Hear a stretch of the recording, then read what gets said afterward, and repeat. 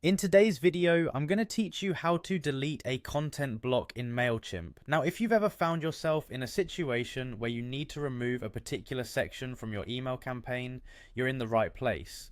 We'll walk through the steps to do this efficiently, ensuring your email looks exactly how you want before hitting send. So, let's dive right in.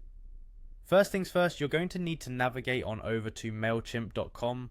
Go ahead and log into your account using your credentials. Once you're logged in, you'll be greeted by your main dashboard. On the left hand side, there's a navigation menu. From this menu, we want to click on Campaigns. This is where all your ongoing and past campaigns are listed, giving you a good overview of your work. Once you're in the campaign section, take a moment to find the specific email campaign that you want to edit. You should see a list of your drafted, scheduled, and sent campaigns here. When you spot the one you need, you'll notice an edit option beside it. Give that a click, which will take you to the editing phase of your email. Now, to really get into the nitty-gritty of your email's appearance, next you'll need to click Edit Design.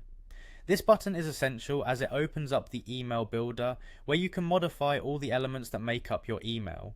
Within the email builder, your email template is broken up into different sections or blocks. These can be text, images, buttons, or any other type of content you might have included. Your goal is to find the specific content block that you want to remove. Sometimes it helps to scroll through your email to locate it visually.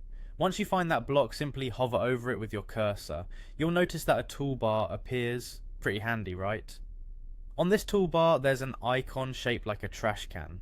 Clicking this icon will initiate the deletion process.